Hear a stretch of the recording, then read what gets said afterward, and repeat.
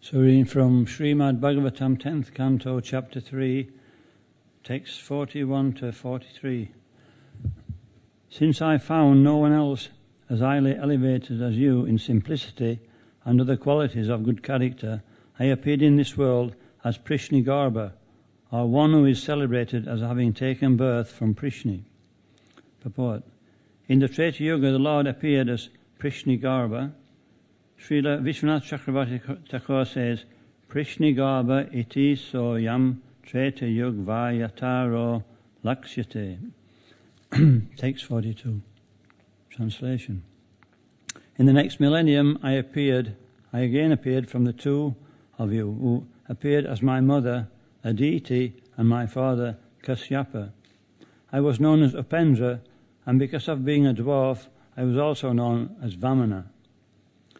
Text 43. Translation. O supremely chaste mother, I, the same personality, have now appeared of you both as your son for the third time. Take my words as the truth. Translation. Purport, sorry. The Supreme Personality of Godhead chooses a mother and father from whom to take birth again and again. The Lord took his birth originally from Sutapa and Prishni, then from Kashyapa and Aditi, and again from the same father and mother, Vasudeva and Devaki. In other appearances also, the Lord said, I took the form of an ordinary child just to become your son, so that we could reciprocate eternal love. Jiva Goswami has explained this verse in his Krishna Sandarbha, 96th chapter, where he notes that in text 37 the Lord says, Anuma Vapusha, Vapusha, meaning by this same form. In other words, the Lord told Devaki, this time I have appeared in my original form as Krishna. Srila Jiva Goswami says that the other forms were partial expansions of the Lord's original form, but because of the intense love developed by Prishni and Sutapa, the Lord appeared from Devaki and Vasudeva in his full opulence as Sri Krishna. In this verse, the Lord confirms, I am the same Supreme Personality of Godhead, but I appear in full opulence as Sri Krishna. This is the purport of the words Teneva Vapusha. When the Lord mentioned the birth of Prishnigarbha, he did not say Teneva Vapusha, but he assured Devaki that in the third birth, the Supreme Personality of Godhead, Krishna, had appeared not as his partial expansion, Prishnigarbha, as his partial expansion.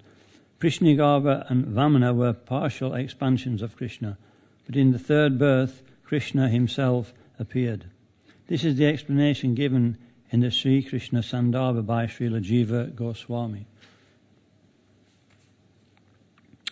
Om Gantimirandasya Gyananjana Shalakaya Chakshurun Militam Jena Tasmai Shri Guruve Namaha Sri Chaitanya Manobhishtam Stapitam Yena Bhutale Swayam Rupa Kadamayam Dadati Svapadantikam Vandeham Sri Guru Sri Yuta Padakamalam Sri Gurun Vaishnavamscha Sri Rupam Sarvajatam Sahagana Raghunatham Vitam Tam Sajivam Sadvaitam Savadutam Parijana Sahitam Krishna Chaitanya Devam Sri Radha Krishna Padan Sahagana Lalita Sri Vishakan Vitamscha Hey Krishna Karuna Sindhu Dinabandho Jagatpate Gopisha Gopika Kanta Radha Kanta Namostute Tapta Kanchana Gorangi Radhe Vrindavanishvari Rishavanu Sute Devi Pranamami Hari Priye Panchakalpatarubhyascha Kripa Sindhu Bhayevacha Patitanam Pavanebhyo Vaishnavebhyo Namo Namaha Jaya Shri Krishna Chaitanya Prabhu Nityananda Shri Advaita Gadadhar Shri Vasadi Gaura Bhakta Vrinda.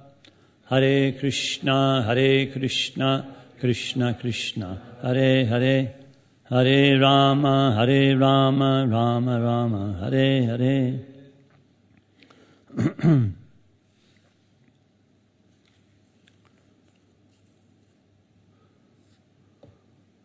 So Janmashtami means the birth of Lord Krishna, and really what it means is it's intended to inspire or infuse the birth of Lord Krishna within the hearts of all living entities. Krishna appears 5,000 years ago and sets the scene and performs activities all to attract the minds of the living entities. But ultimately, it's to ignite the fire of devotion in the heart so we can actually see Krishna there. Krishna's in the heart right from the beginning of our sojourn in this material world. But who knows? How many people know that? You know, there's unlimited living entities in this material world, and they're all completely forgetful of that fact. So here we see the example of Devaki and Vasudeva, how this is the perfection of life. Perfection of life is to gradually develop so much attraction, and then bhava, and then actually real love, prema for the Supreme Lord, that he can manifest himself within the heart. Just like the gopis. You know, it's not that devotional service is static, it's ecstatic. You know, in the material world, things tend to be, it's very difficult to keep things going. It's a big effort. But in the spiritual world, things are ecstatic.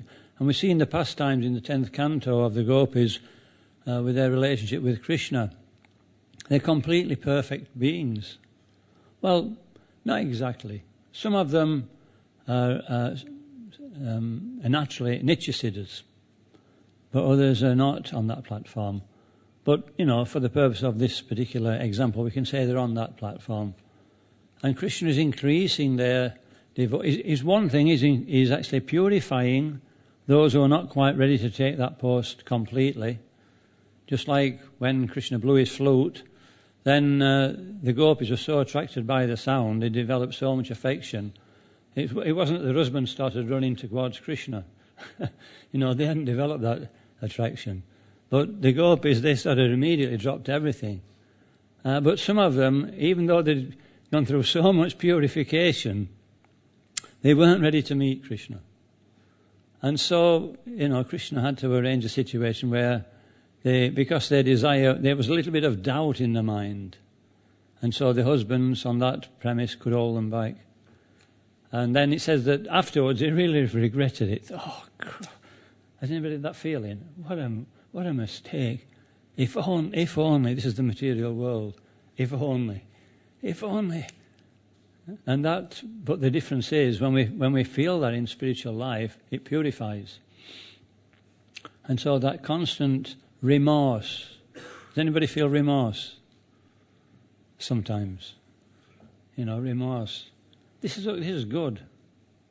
Because then that means we're in a good situation to put things right. What's the next stage down if we don't take to remorse? The one which can't be put right. Regret, maybe. Regret, remorse. There's one other, I can't think of the name. It's said in the Bhagavad Gita. We're not. Even if one can't follow all the principles of devotional service, if he's not, what's the word? Resentful. That's it. If he's not resentful. This means, this is material, that we wanted to actually, you know, be the best. And now we resent the fact that we can't actually do it. Remorse means the opposite. Remorse means that, you know, we feel bad that we couldn't serve Krishna properly. It's nothing about ourselves. So remorse is good enough. So Krishna's doing this with the primary gopis, the ones who are the Devakanyas, they call them. They wanted to associate with Krishna. And what's the other ones? The Gopi Kanyas, that's the ones who were liberated. And then the, what's this? Sages Kanyas, what's that? Rishi Kanyas. Rishi Chari Gopi. And so, but even if you're actually a Gopi, full, you've got the full qualification, Krishna's still purifying. Because when Krishna blew his flute and the Gopis came, he started, he wasn't so straightforward. Krishna's known as not being so straightforward. And he said, can I help you? Can you imagine? They just left everything. In the Vedic age, 5,000 years ago, if a woman's outside the house for a few hours, especially through the night, then the husband can reject her. And so they left everything in the middle of the night, and they come to see Krishna, and he speaks to them like that. And anyway, he was encouraging them to defeat him in debate, and he kept putting forward certain arguments. And eventually they said, look, you're the father of all living entities. You're the husband of everybody. What's the wrong in coming to see you? And so Krishna had to admit defeat. And so then the Ras dance was performed. And even that wasn't the end of it. So it's going on like that, devotional service is emotional. There is, sometimes we feel down, sometimes we feel up, but the downs are far better than any up in this world, because it's there's a connection with Krishna, and the same applies in this world, that we're trying to attach everything to Krishna. There's a shadow, isn't there? Has anybody seen a shadow? Put your hands up. You're still alive. So the shadow, when you're kids, you start to jump on somebody's shadow. I've got you now. And then he just moves and it's gone. So that's this material world. But, what is the real thing is the person who the shadow has been reflected from. So this is described in the Bhagavatam in the seed verses. We have to see that the shadow of this material world is connected to reality. And that's our constant endeavour, because we can't really see reality. Not with these blunt senses anyway. Tasri Krishna Namadi, Namavet Graham Indriya, Sevamukhi Jivro, Swayameva Sprachya. We have to perform devotional service. And it starts with the tongue. But it mentions in the Srimad Bhagavatam, what's that verse? Just I'll find it a minute. There's one verse.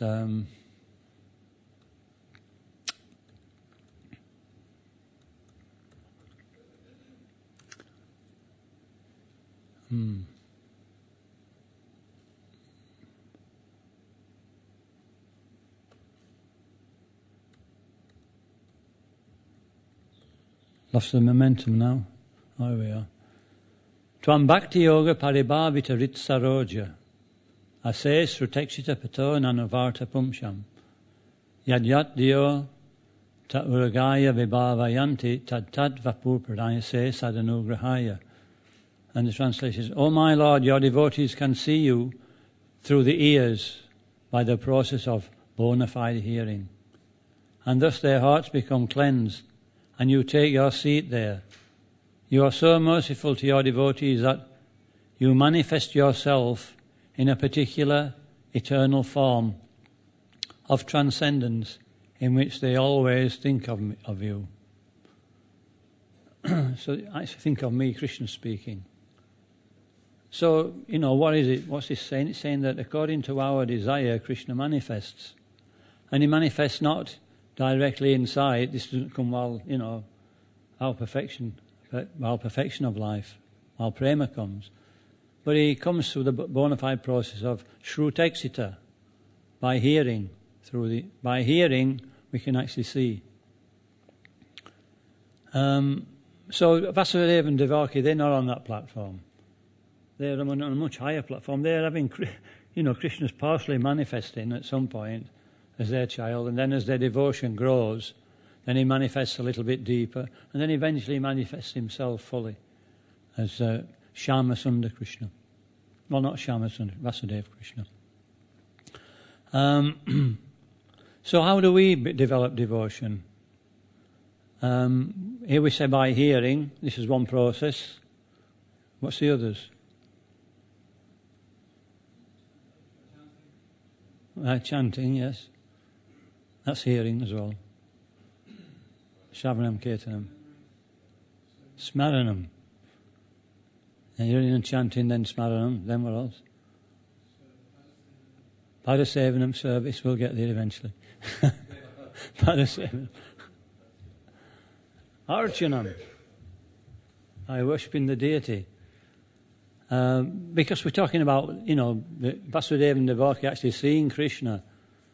And so, one helpful process is to be able to see Krishna in the deity form. In the Jaiva Dharma, there was one conversation between Mula Sahib. Mula Sahib. Sahib is a respectable person, I think. The Mula Sahib came on his horse with all the other mullahs, and they came to the Vaishnav settlement, and they wanted a debate with the Vaishnavs there.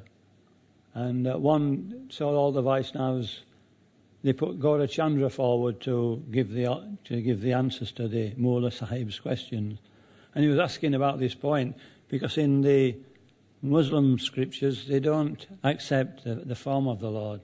Why? Because any form of the Lord, it's within the material, it's material. And, by worshipping that material form, we become more materially engrossed. And so the Sahib started asking questions along these lines, and I just wrote two of them down so that we can see what the answers are, what the Gaura Chandra gave. Mula Sahib, is it not better to worship in the mind?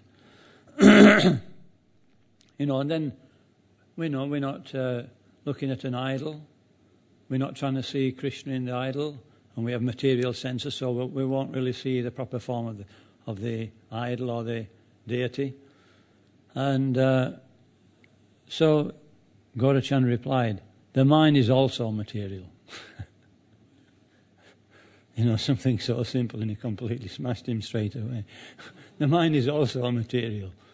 If you try to conceive something in the mind, it'll definitely, you've been thinking about material things, for millions of births. What are you going to think about? All of a sudden, spirit like that? No, you'll think of a material thing.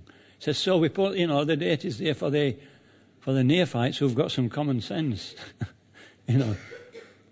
Those are a little bit serious. And so, the mind is also material, and is habituated to seeing even spirit as matter. That is the only experience of the mind. So anyway, the next question, Mula Sahib. How can we perceive the Lord in the deity with conditioned senses? So, okay, the mind, all the senses, so how can we perceive? I mean, we must all have that experience of that. I personally have, we look at the deity, and, we hear the description in the Bhagavatam, his shining face, and, it's like, oh, this is Krishna. No. It's like we have to really think about it, is this Krishna? I once brought somebody in the temple, and a new person came to a new Westerner came, and I brought him in the temple, and I was looking at the deity, and I thought he'll be really, taken aback by the opulence. Then we went outside and said, so what do you think to the deity? He says, what deity? He hadn't seen it. He'd just seen the flowers. He'd seen a gorgeously decorated altar. So we went back in and said, oh, yeah. So this is like our gradual progression. First we may not even see the deity. And then, we start to see the deity, but do we actually see Krishna? And so Gaurachandra Babaji answers. Remember the question? How can we perceive the Lord in the deity with conditioned senses? The deity, that by deity service and association of pure devotees, one can gradually realize the transcendental form of the Lord. So it's a process. we're performing devotional service, and the deity is helping us to focus, helping us to perceive something in the mind which is actually factual. This is according to Shastra, it's not according to the mind. I remember once Krishna Dharma in Manchester, I was just going to go out on Sankirtan, and for some reason he must have been reading some particular section about deity worship, and he must have got a bit worried about me, I think, because he said, we'd only got Panchatattva picture. He says, which deity do you meditate on? And I says, well, I like this picture of Krishna in this book here. I sometimes think about that. He says, oh, okay. I suppose, if you're doing books, you have to meditate on the books. And, that was like 20 years ago, maybe longer. And then about 2 or 3 years ago, I was listening to a class by... I weren't going to go to the class, and I just came in at the point when it was Malati she was talking about. She was instrumental in the installation of Radha Gokulananda. And she took a picture of Radha Gokulananda slightly from the side, and she put it on the way to Krishna book. So actually, the deity by Krishna's arrangement, the deity I was looking at was Radha Gokulananda. I didn't even know. So, Krishna's making arrangements. We don't have to worry about... The main thing is we're engaged in service. So, we all have a particular attraction for a particular deity or a particular form of the Lord.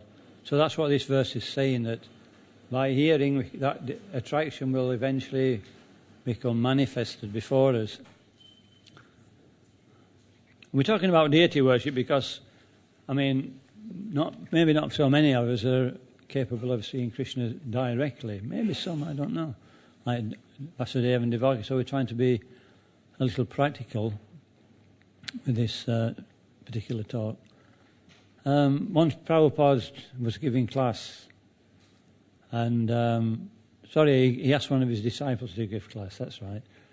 And he was saying, I think I mentioned this before, he said that Krishna is in the deity. And then Prabhupada stopped the class immediately. And he says, which part of the deity is Krishna in? And, the devotee knew he'd been checkmate. If he tried to answer, Prabhupada would just actually put him more into a corner because, but if probably any other devotee had asked, he'd probably wangled his way out of it, So Prabhupada said, no, that is Krishna in the deity. That is Krishna. Krishna is the deity. Who thinks Krishna's in the deity? Put your hand up. Who thinks that's Krishna? Who's realised that's Krishna? Oh, Srinivas. Yeah, I'm very careful. Premanjana charita bhakti vilochanena. This is the point, is that, Krishna's revealing himself as Shama Sundar according to one's vision, and one vision is purified by the process of devotional service.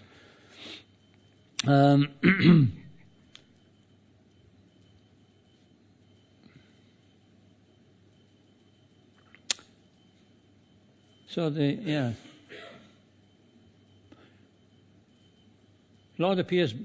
What is the particular mercy what is the mercy called by which Krishna appears to us? It's mentioned in the 4th chapter of the Bhagavad Gita.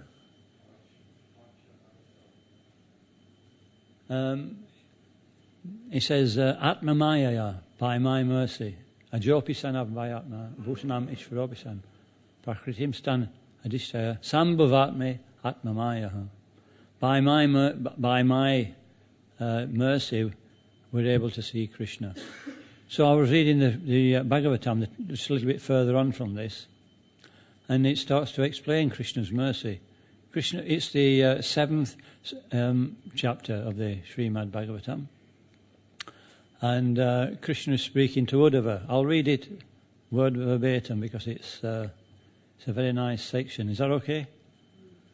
So Krishna says to Uddhava, the sincere servant, this is the purport actually, this is the purport to this particular verse. The sincere servants of Chaitanya Mahaprabhu are vigorously endeavouring to spread this Krishna consciousness movement for the pleasure of their spiritual master and Lord Krishna. At the present time, thousands of devotees in the Krishna conscious movement in all parts of the world are working long hours under difficult conditions to distribute transcendental literature and thus enlighten the general populace. In this effort, the devotees have no personal motivation, but are simply desirous of pleasing their spiritual masters by distributing his books. The people who receive the literature usually have no previous experience of Krishna consciousness. Yet they are so impressed by the purity of the devotees that they meet that they eagerly purchase the books and magazines.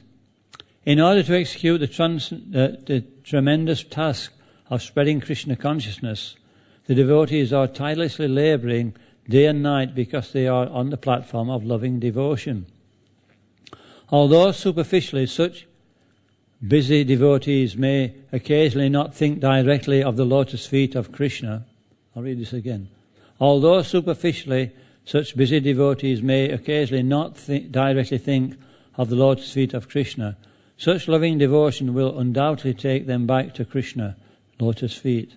And being pleased by their service, the Lord himself will again arouse their unflinching meditation upon his form, Atmamaya. This is the beauty of Bhakti Yoga, which depends wholly and solely on the mercy of the all-merciful personality of Godhead, Sri Krishna. This is the only totally safe means of uprooting the deep desire for material enjoyment, attaining pure love for Krishna and going beyond the material universe to the kingdom of God, as stated in the Bhagavad Gita 2.40. So this is the process actually. So Lord Chaitanya's Sankirtan movement is non-different from deity worship. You know, if we're performing book distribution, Harinam Sankirtan, any type of outreach preaching, it's actually deity worship. Why? Because we see the deity, we see Krishna according to how we please him. And in this day and age, we please Krishna the most by preaching. You know, if it says that in the end of the 18th chapter. Even Prabhupada said, if we're worshipping the deity and a guest comes, what do? You know, we immediately put the chamra down or whatever we're offering. It seems like a fault. But no, you know, we go straight to the door and so preaching is the essence of this movement. And the deity is there to encourage us to preach. Sometimes we get it the wrong way around. Sometimes we think that,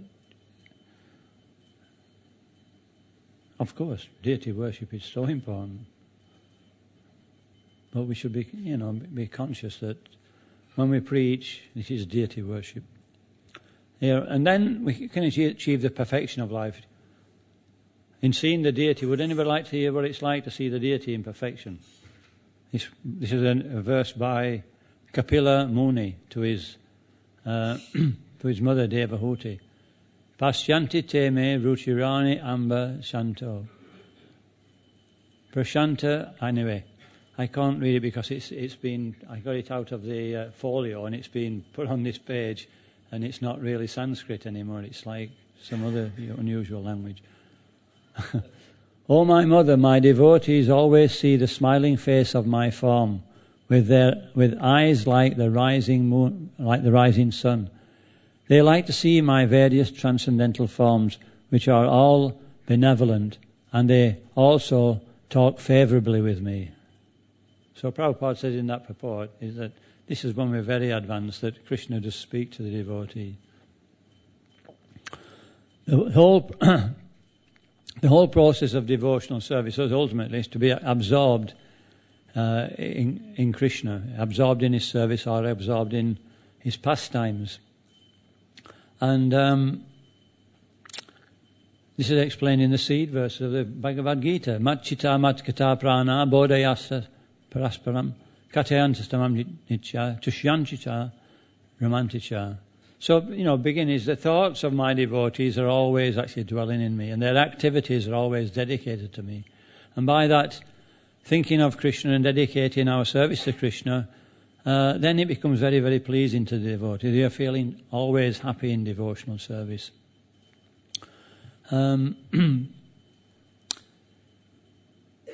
So the process of Krishna consciousness basically is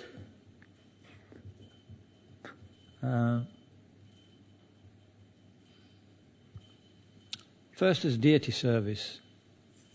Well, first actually there's hearing. We hear the process in India is that we go to the temple. Everybody, most people go to the temple, and then some people who don't, they see others going to the temple, and they automatically go to the temple, and they gradually become attracted in that way. And then they ask for benedictions from the deity. They may put some coins in the box, and gradually the devotion starts to develop. But our process is first we hear about the process of devotional service from a devotee, and then we go to the temple. So deity service is the beginning.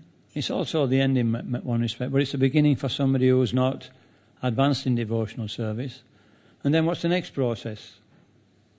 What's the next thing we do? We start to render some service to the deity. And so what what platform do we come to of worship then? It's Super Soul. When we're engaged in devotional service, we start to see that actually, there's things going off in this service that are beyond my ability to understand. We see that there's another energy working. So we start to become conscious of Krishna in our activities. And then eventually Bhagavan realization. We start to see Krishna in the purview of our activities. And then eventually we see Krishna directly. So this is described in the Madhurya Kadambini about, we go all the way through the process of devotional service, and then eventually we come to the process of Bhava Bhakti. Bhava Bhakti means we see Krishna in the heart. Spurti, they call it. We see Krishna in the heart. We don't actually see him with the eyes. We remember, in other words, remembrance of Krishna. Yeah, when we remember Krishna, this is Krishna in the heart, when we're constantly remembering Krishna. But it's not until we come to the stage of Prema Bhakti that we see Krishna completely. And this process says, what's the thing that attracts Krishna to appear before us? What does he want to see in his devotee? It's like, the Beatles. There's thousands of screaming girls outside, screaming their heads off. Nobody was about in them times, was there? There's not many people from that era, But, it showed you when they went to America. They filled a football stadium of about, 80,000 people. And they were all women screaming at these 4 superstars. And then sometimes they'd be outside their apartment and they'd be shouting and screaming. And so eventually what would happen? What would happen? Come on. What would happen?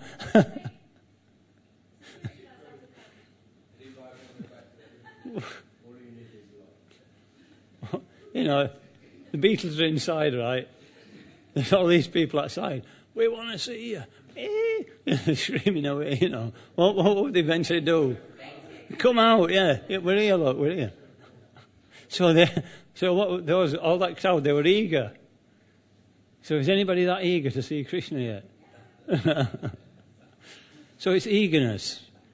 And so this is mentioned in the Madhurya Kadambini, that when one is really eager, he's saying, oh, and then Krishna suddenly appears, oh, and just like Lord Chaitanya on the beach at Jagannath Puri, he goes running towards Krishna when he's gone. And, he goes to he gets the exact opposite sentiment. Spiritual sentiment, of course. And then Krishna appears, oh, and he's off again. So gradually we're being put to that situation. And then eventually, when Krishna sees, he's ready. He appears. First of all, in his form, we see Krishna's form, and it's just too much, we pass out. And then we hear his voice, or smell his aroma, and we've gone again. And then what is it, the next one? We hear his voice, and then his touch. And then if Krishna says, okay, and he appears in his full manifestation. And he says, just like a chataka bird. You know, a chataka bird. It's trying to catch there's a thunderstorm, there's a little chataka bird with a little beak trying to catch all the water. It's impossible for him to experience Krishna. So then Krishna gives the mercy. He gives him prema. And then he can experience Krishna completely. So this is what was happening to Vasudeva and Devaki. Externally, they were getting realization of, they were seeing Krishna in his partial form, Krishnagarbha and Sutapa, and then Aditi and Kashyapa, and eventually, by devotional service, they became so eager to actually see Krishna in his original transcendental form, is that he appeared in that form. So that's it. Srutekshita, that Krishna appears in the form of which we've always meditated on him throughout our lives. And even if we've been doing book distribution, Krishna will give his mercy at the end of life also for that, for being pleased by our transcendental loving service. So, anyway, it's past. We can stop there. Does anybody have any comments or questions?